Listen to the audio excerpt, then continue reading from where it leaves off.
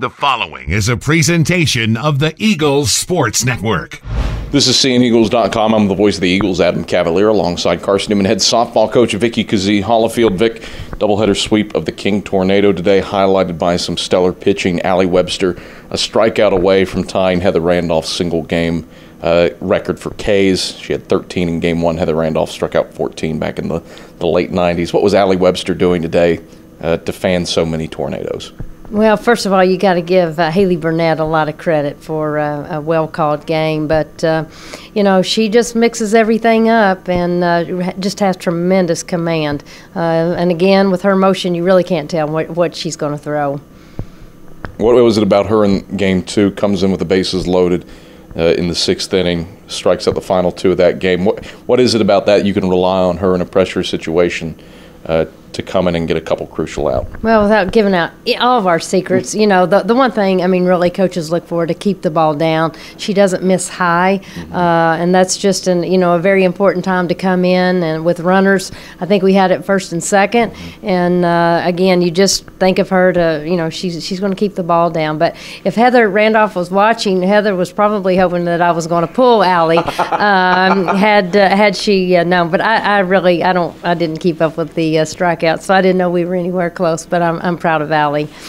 Offensively, these games were close going through the innings, but you pull through with big innings in the 5th in Game 1 with a 4-run frame, and the 6th in Game 2 with a 3-run frame. What did it take for the offense to break through late in both contests? Well, we just needed a couple back-to-back hits. We didn't bunt exceptionally well, I didn't think, today, and that's something that we do, we need to get much better at. But, you've got to have, it's the name of the game, back-to-back hits, and finally in those 2 innings we did. But, again, we're leaving few runners on base. I don't like that statistics. We're getting runners at third base, and we had, I think, bases loaded once today with no outs, and you don't get a run in. That's critical. So we've got a long way to go, but I'm thrilled to be 4-0.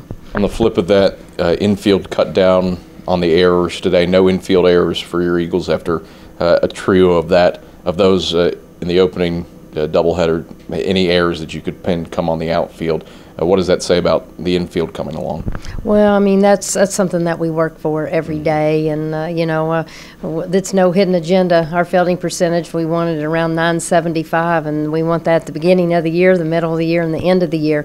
So, I expect that. I really do. But I know we're playing a lot of people. We're playing a lot of young people, but so is everybody else across the country. But you have to grow up quickly. You really do.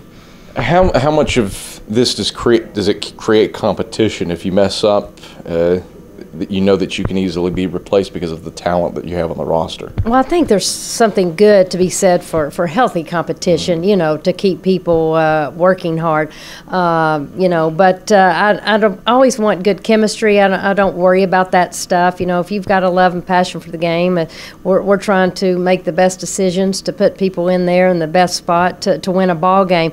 But I get your question. We do need to step up if you want to play. It's showtime. And what we've got to do, and I'm always telling, the team this, it's all about correct repetition. And if coaches see that in practice, I can bet on that happening in a ball game, and that's what we're striving for. Where does this team go now from here? A week off? Feels like you're a football team, the way the schedule breaks down for these first 3 weeks.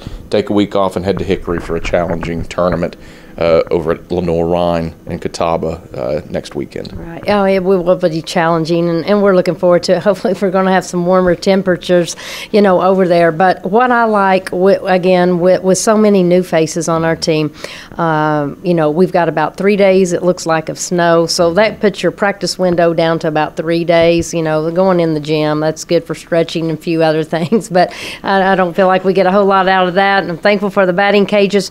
But again, I hope to have 2 or 3 days to where we can really go at it, and we're just striving to get better the month of February. Vic, thanks for the time. Congrats on the sweep. All right. Thanks, Adam. It's Carson-Newman head softball coach Vickee Kazee-Hollifield on the voice of the Eagles, Adam Cavalier, and this is SeeingEagles.com.